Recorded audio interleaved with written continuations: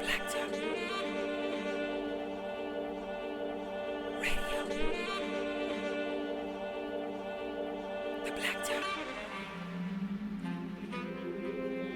Radio. Mic check, mic check, mic check.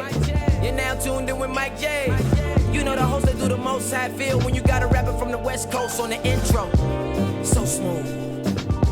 And we can play the instrumental. Blacktop Radio. Where you can come and get your fix. We be talking about your baby mamas or some politics. Fresh station out where you can tune and hear the hottest. Ain't no filters, you hear all of it. You ain't really popping yet if you ain't never been a guest. Wait, let me guess, you got on next. Got the airwaves on flex. Boom. Blacktop, what did you expect? Blacktop Radio. Radio. The Blacktop Radio. The Blacktop. Blacktop Radio.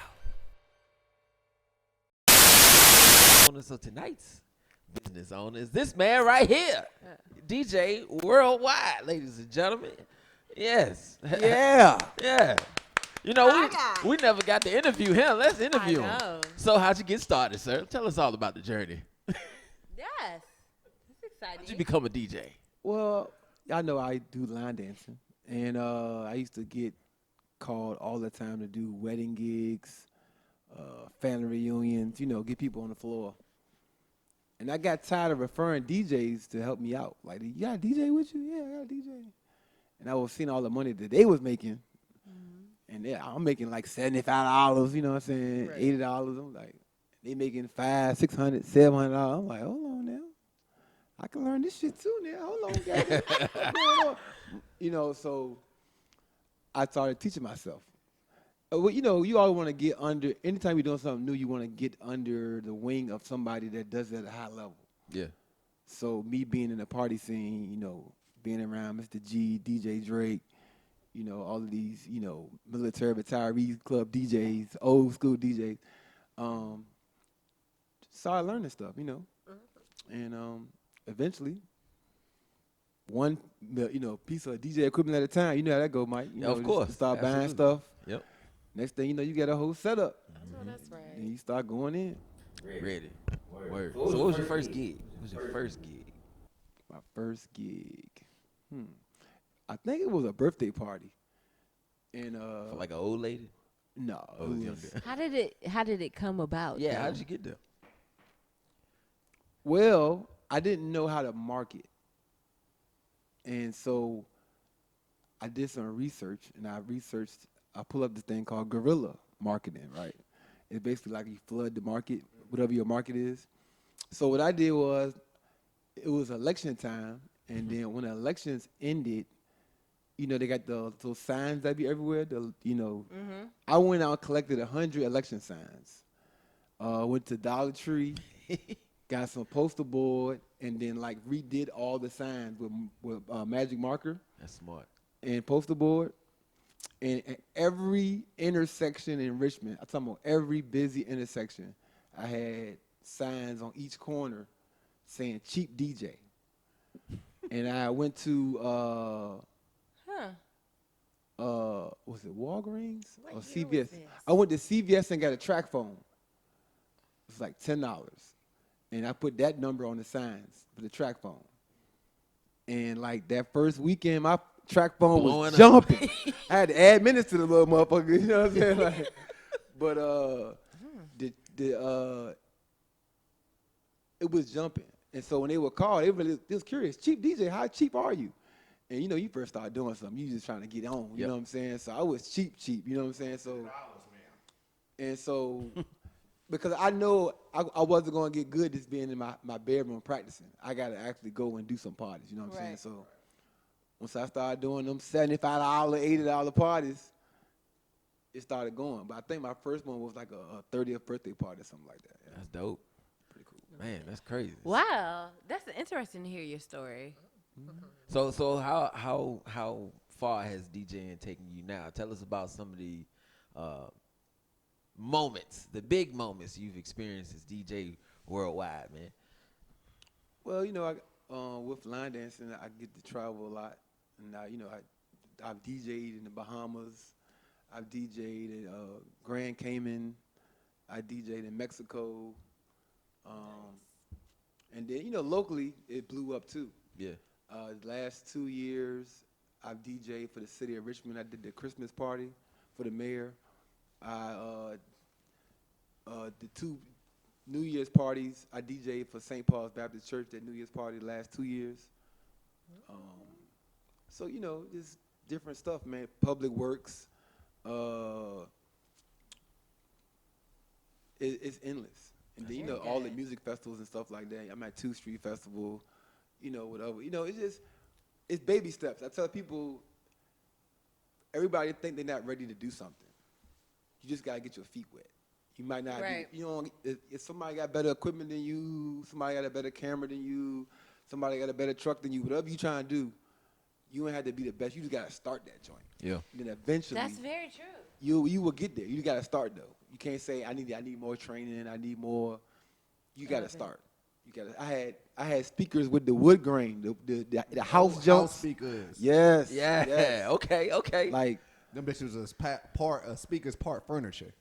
Real shit. Straight up. and then when you coming house out new, plants on them. you gotta be creative too. Yeah. I used to do a day out on the river where the Annabelle used to be at. Yeah. Used to be out there. They had a restaurant called Flatheads, which is on a boat, and they used to serve food off the boat right there on the dock.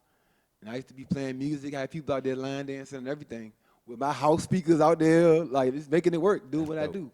But it was an ambiance that nobody ever created Right. in Richmond. It was like, we got on the water? We out here, on the river? Right. And you gotta, when you come out with something, you gotta do stuff to separate yourself from everybody else. Bingo. And that's kind of where that happened. Word. And he's a very versatile DJ, ladies and gentlemen. Of course, they think the black DJ is only limited to a certain genre of music, but you're very versatile in all music. right? Correct. Well, that's where the worldwide come from. Yeah. Because with travel, you have to, if we travel a lot, you have to be able to adapt to the culture. So I know I go to Miami a lot. So if you don't like Latin music, you're going to be out back. Yeah. Right. Because that's what South Beach is. You know what I'm saying? So you got salsa, merengue, all that. You got to get all that in. And then traveling, island hopping and stuff, man, you got to be into that stuff, That's where the money is. What's your favorite type of party to DJ or event? Weddings. So prior to COVID-19, I was doing like 2 weddings a weekend. That was my primary thing. So chill during the week, promo, set up my meetings with bride and grooms during the week, and then I would do my weddings on the weekends. So how have you adapted since COVID? What have you changed up as far as DJ wise? Are you still able to bring in any type of income, and how have you upgraded that based on what we're dealing with today? I didn't really adjust like I think I should have, for real, with the DJing aspect, Okay.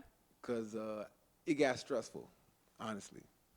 When you work 4 to 5 years to establish yourself, you live comfortably, only working 2 days a week. I created a life for myself where it was the opposite of what we were taught. We were taught to rest for 2 and work for 5. I was working for 2 and resting for 5. So I worked 4 or 5 years to create that life. So I'm used to Monday through Thursday at the golf range, you know what I'm saying, or riding my bike or something, doing what I want to do, riding my skateboard. And so it was tough for me in this transition. I kind of got depressed. The live thing really won't hit like I wanted to, you know what I'm saying? And so that's why I just went out here, and I'm still working for myself now, but I'm doing other things, like I said, pressure washing, hauling services, gutter cleaning, whatever I got to do. But it really ain't nothing going on with the DJ world as far as weddings and family reunions and stuff like that. Okay. Word. Well, Tell these lovely people how they can book you, big dog. Follow me on Instagram, _DJ Worldwide, also DJ Worldwide on Facebook. And on YouTube, you can go to my page, The Line Dance Prince. Check me out, subscribe to the page, like, share, comment, follow your boy. And like I said, we slowly picking back up for weddings for next year. Yeah. But I'm here. Word. I know you got a son, so are you kind of like getting him into it or no? Not yet. He likes music, but not DJing yet. Maybe he'll be a producer. Music, but he does have his own YouTube page though. He likes the camera. He likes being in front of the camera. Okay. That boy light up when the camera come on. Okay, so YouTube. Playing with Carlos. His YouTube page is Playing with Carlos. Word. We're gonna check it out, I man. am. Well, shout out to that. That is our own DJ Worldwide in the corner pocket. You know what I'm saying, man? We salute you, brother. And go ahead, give me a round of applause, a hand clap of praise, ladies and gentlemen. Hand clap of praise. It's dope. Hey man. Okay. DJ came with the sound effects. Thank you, His studio. own hand clap. I will say that I do appreciate. I love that about you because one thing I will always say, and nobody can ever take that away from you, is that you're a hustler. You gonna make that shit happen regardless. Whatever you have to do, you gonna go out and get it. Yeah. And that's one thing that I love about you, and you have always displayed that since I've met you. So I appreciate that about you, and I'm glad that you were part of our team because you dope as fuck. Thank you. It's Wonderful an inspiration for segment. everybody else. I do. I feel like I learned a little bit more about the beginnings and just more about the hustle and drive, and it's definitely motivation. Yeah, his motivation definitely motivate me because he be on my ass about certain But you shit. know what? And with that, that's the most coolest part. Because he could be doing this and not even sharing no secrets, no I appreciate motivation. him. The fact that he reach out to all of us, you be like, hey, man. Nick, I like the fact that he's transparent though. Get out here and get He's some money. very transparent, Yeah. and I think that's honestly where social media is headed today. Yeah. He definitely embodies that because people want to be able to relate to people that they gravitate to.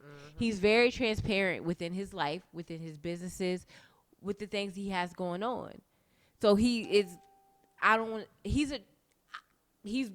trailblazing for COVID right now because the algorithm is pointing people towards people that do what he does. Yeah. Yep. So I think he's dope. Ahead of the curve. He get on my nerves, but I love him. That's black compliments for you, I tell you. He ain't shit, but I love him. They build you up. Hold up. They build you up That's and a then fact, tear your though. head down. No, that's a fact though. Like you definitely one of my bigger motivators, and you've always been that for me. Appreciate that. It's always a positive attitude, too. Yeah. You know what I'm saying? For sure. You know? For sure. So it's dope, man. You know, so I appreciate you, big dog. You definitely motivated me to get on out here and start it too, man. It's whether it be DJing or Harlem, man. So it's always a pleasure, man. It's good to finally put the spotlight on you because you deserve it, dog. You deserve That's right. that. You do. All right, man. Y'all make me cry and stuff, man. Stop. Go ahead, cry. What's out? Just show it to you. Where the all button? We at? might get you in the next movie or something. Somebody hit the all button. Oh, Next. hilarious.